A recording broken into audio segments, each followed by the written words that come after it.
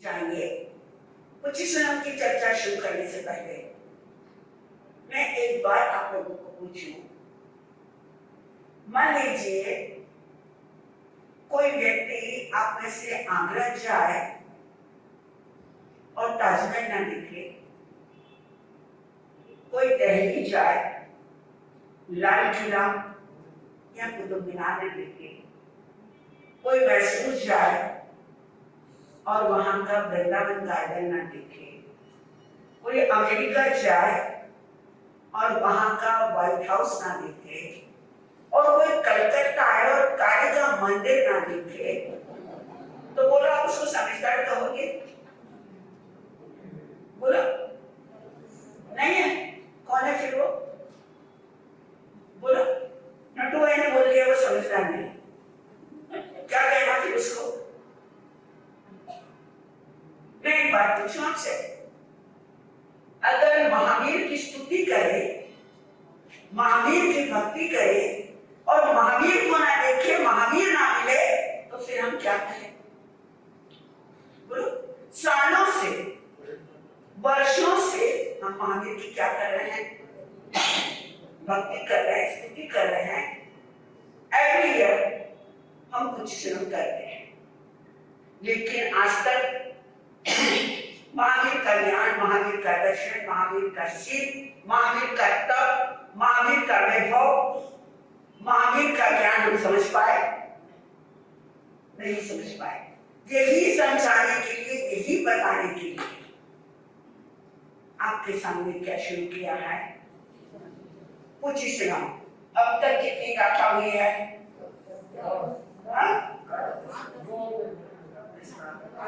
चार गाथा हुई है। और आज गाथा कौन सी है? दो क्रम चल रहा है। एक चल रहा है शब्द का और एक चल रहा है प्रवचन का, अर्थ का। संपूर्ण अपनी स्पीड से चल रहा है और मैं अपनी स्पीड से चल रही हूँ। पैसेंजर लोकल गाड़ी की स्पीड से चल रही है, मेरी कोई एक्सप्रेस गाड़ी नहीं चल रही है। तो आइए एक बार हम सभी मिलकर उस गाथा को दोहराएंगे। से सब कर से अभूय नानी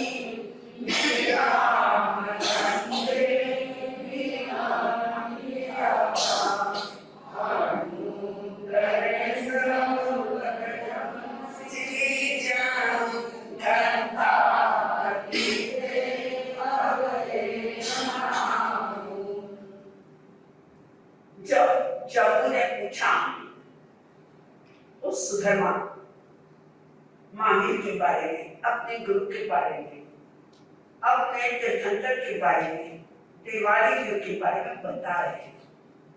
जरा इस बात पर विचार करें, जब कोई शिष्य अपने गुरु से उसके गुरु के बारे में पूछे, तो बताइए उस शिष्य को कैसा लगता है? एक प्राउड फील होता है, राइट? जैसे उदाहरण के तौर पर कल हमें भी, राइट या रॉन्ग, अपने गुरु के बारे में या मेरी गुरु के बारे में अगर कोई भी बोल रहा था तो मुझे कैसा लगता था? एक आनंद, एक खुशी, एक प्रसन्नता, ऐसा लग रहा था कि वो कितने महान थे, उनके बारे में कितना बोला जाए। ऐसा लगता है कि अपने गुरु के बारे में जितना बोलो उतना क्या लगता है? कम लगता है।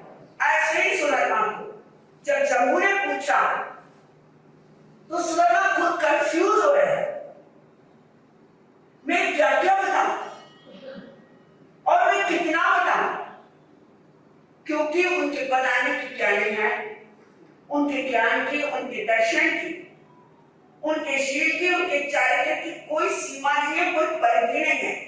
से सब बदलसी अभूय नाड़े निनाम कंदे एवं क्यप्पा। से सब बदलसी, वो सभी को क्या करने वाले हैं? देखने वाले हैं।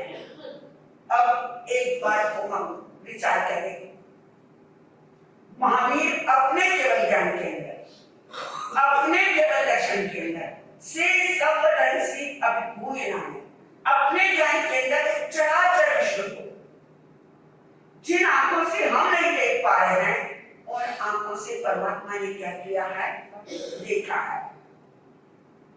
हम भी देखते हैं और उन्होंने भी देखा, दोनों के देखने में क्या है, बोलो फर्क है। हम कितना देखते हैं,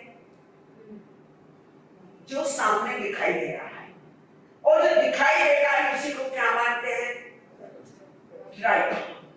जो मैं कह रहा हूं, जो मैं देख रहा हूं वही क्या है, सच है। जो दूसरा देख रहा है वो क्या नहीं है, सच नहीं है। ये क्या हो गया, अनिकन या देखा।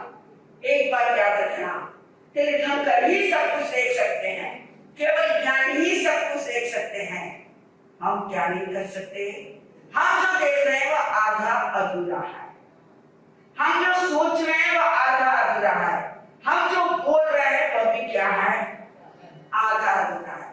लेकिन आदमी क्या सोचता है, मैं बोलता हूं वो भी मैं पूरा बोलता हूं, मैं सोचता हूं मैं पूरा सोचता हूं, मैं देखता हूं पूरा देखता हूं, और जो मैं देखता हूं वही क्या है, सच है। इसी के कारण तो क्या होते हैं, बोलो, झगड़े, दंगे, फसाद, क्लेश, विवाद जितने होते हैं वो किस कारण से होते हैं। अगर हम ये सोच ले मैं जो देख रहा हूं वो पूरा नहीं है, मैं जो सोच रहा हूं वो पूरा नहीं है, मैं जो कह रहा हूं वो पूरा नहीं है, अगर व्यक्ति की ये सोच हो गई तो याद रखना,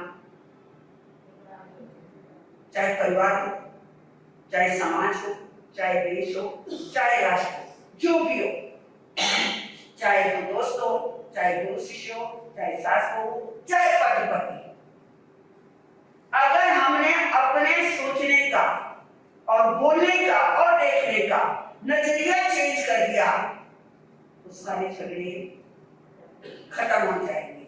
तो यहाँ पर सुधर्मा कह रहे हैं, से सर्वदंसी अभिभूय नामी, अभिभूत हो जाते हैं। उनके ज्ञान के अंदर इतना ज्ञान है कि वे सब कुछ देख रहे हैं। निराम गंधे एवं व्यपा, निराम गंध अर्थात गंध से रही। एक होती है आम की गंध और एक है निराम गंधे। दोनों शब्द हमारे सामने हैं। आम कच्चा है, आम पक्का है, दोनों की खुशबू आती है ना। ये किसकी गंध आ रही है, आम की आ रही है। ये कच्चा आम है, ये पक्का आम है, लेकिन जब पूरा पक जाता है तो फिर कैसा लगता है, एक अलग लगता है। लेकिन यहाँ पर स्वामी निराम गंधे, मतलब जहां पर कोई गंध ही नहीं है, ना कच्चा है ना पक्का है, जो अपनी पूर्ण स्थिति पर पहुंच गया है। पर एक बात याद रखना, पूरा सो जल के नहीं, झलके सो अद्धा, घोड़ा सो भूखे नहीं, भूखे सो गधा। एक कहावत है, पूरा व्यक्ति कभी भी ज्ञानी होता है, छलकता नहीं है, वो बोलता नहीं है, वो हमेशा एक दृष्टा बनकर क्या करता है, देखता है कि क्या हो रहा है। से सर्वदर्शी अभिभूय नाम निराम गंधे यमम व्यपा, जो एक ऐसी स्थिति पर पहुंच गया है, ना शब्द है, ना वर्ण है, ना गंध है, ना रस है, ना स्पर्श है, यमम व्यपा, जो एकदम धैर्य के अंदर है। धीरज जाना ही धम्मम धियं च पेहि, आया ना पहले, जो एकदम धैर्यवान है। हम बोलते हैं कई बार सागर वर कविया, किसके लिए विशेषण, ऑनली फोर तीर्थंकरों के लिए। किसके लिए है, हम जैसे साधकों के लिए पॉसिबल ही नहीं कि सागर गंभीरा चंदेश में मलरा आई चेसु अयम प्रयासया, सागर वर गंभीरा, अरे सागर में तूफान आ सकता है,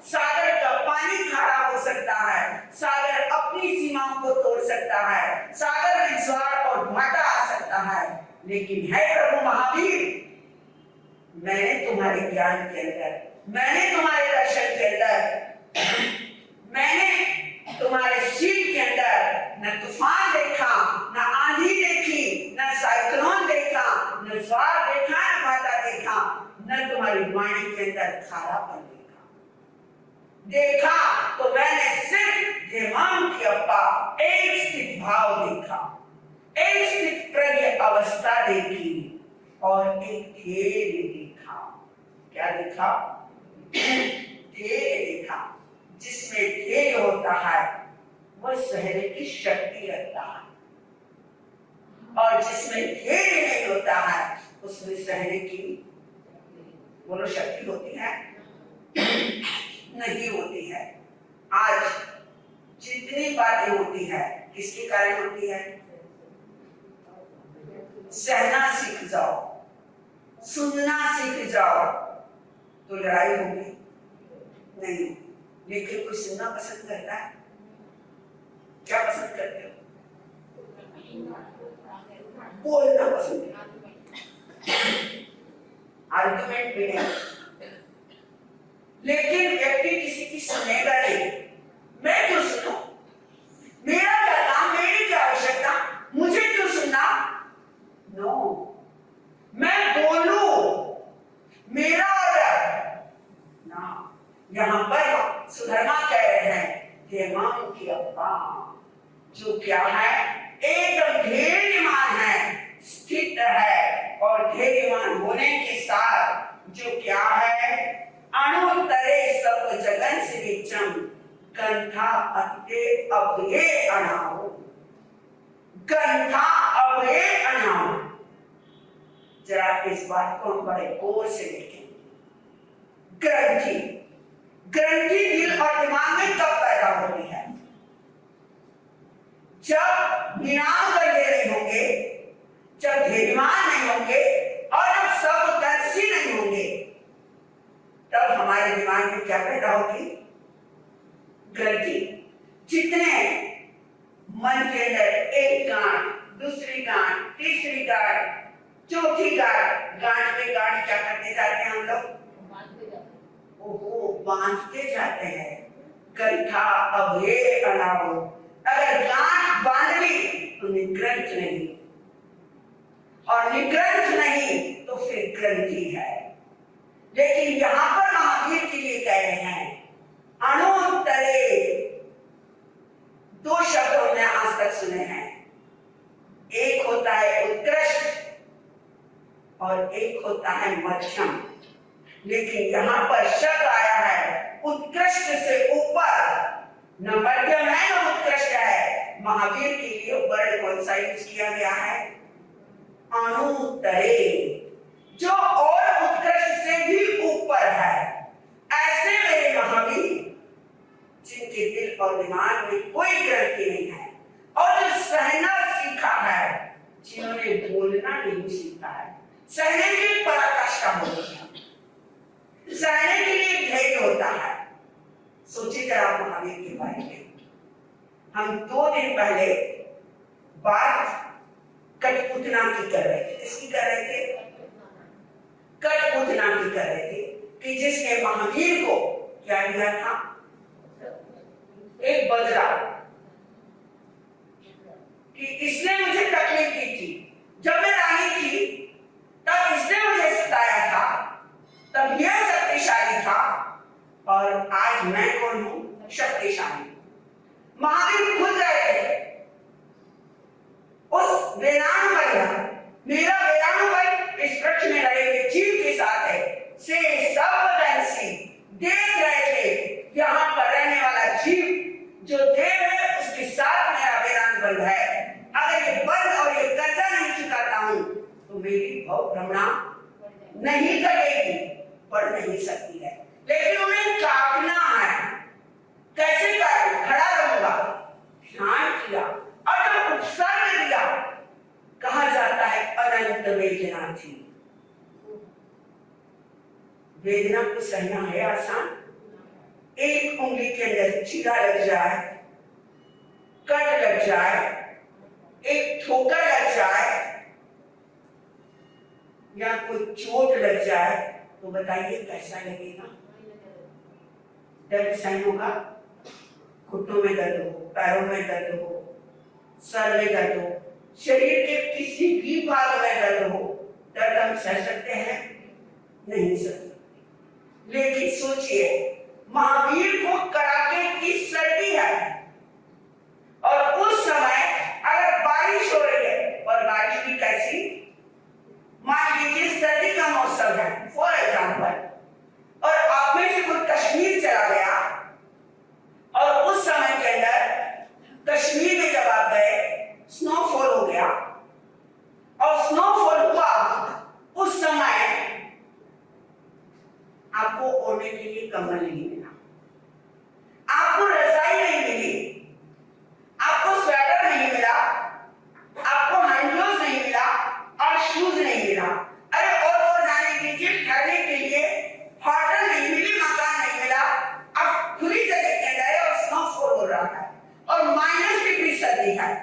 बताओ कलकत्ता वालों क्या हाल होगा? एक बार सोचिए, एक कल्पना कीजिए अपने दिमाग के अंदर कि जिस समय स्नोफॉल हो रहा है, मेरे पास कुछ भी नहीं है, ना हीटर है, ना गर्मी का लेने के लिए कोई गर्मा गर्म चाय है, और ऐसी सर्दी के अंदर और कोई आपको आइसक्रीम ला कर दे दे तो खाओगे? बोलो। अगर जब आपको सर्दी लगे और आपको ये चीज कोई भी अवेलेबल ना हो 1 सेकंड के लिए, आप किसको याद करना? महावीर को याद करना। ये परीक्षा मेरे लिए कुछ भी नहीं है। परीक्षा तो किसने लिखे थे? मैं आपको बताऊं, हम जब बिहार करते हैं, चलिए होते हैं, कई बार ऐसा होता है कि जब गर्मी होती है 45 डिग्री 48 डिग्री, और मकान अगर हमें चाहिए हवा वाला, लेकिन लकीली मकान ऐसा मिलता है जब विंडोज नहीं होते हैं, खिड़कियां नहीं होती है, हवा नहीं होती है, और बताऊं लाइट नहीं होती है, पंखा नहीं होता, कुछ भी नहीं होता है, और गर्मी 48 डिग्री है,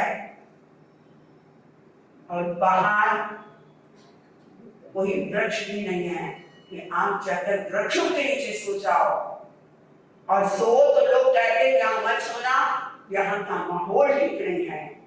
ऐसे समय के अंदर साधु भी अपनी क्या गुजारता है? रात गुजारता है। और जिस समय कड़ाके की राजस्थान की सर्दी गिर गई, ऐसे समय के अंदर मकान कैसा चाहिए हमें? हाँ? पूरा बंद, खिड़कियां बंद। संयोग ऐसा होता है कि हमें मकान कैसा मिलता है? जब चाहिए खुला, तब क्या मिलता है? बंद मिलता है। और जब हमें बंद चाहिए तब कौन सा मिलता है? खुला मिलता है। और साधुओं के पास कोई अच्छा कंबल नहीं है और कोई जरूरी रजाई नहीं है, अपनी बोरी पतली शॉल है, उसे ओढ़कर वो क्या करते हैं? अपनी रात गुजारते हैं। कोई स्वेटर और मफलर भी नहीं है। शीत परीक्षा और उष्ण परीक्षा, लेकिन उस समय संत उस परीक्षा की ओर अगर ध्यान देगा तो याद रखना, संत अपने संयम से विचलित होगा, संत अपने संयम से मार्ग भटक जाएगा। जिस समय शीत परीक्षा आ जाए, जिस समय उष्ण परीक्षा आ जाए, जिस समय कलकत्ता जैसा कहानी भवन ना मिले, तब भी वह कैसा रहे? बोलो। अपनी फकीरी के अंदर मस्त रहे। गर्मी है तो खुश, सर्दी है तो खुश। धीमंत अपा पठे न खोए से सब बदलसी अभी कोई नाने निराम गंधे धीमंत के अपा। वह अपने आप में क्या रहे? स्थित रहे। तो इस संयमी जीवन का, इस साधक जीवन का क्या है? एक आनंद है।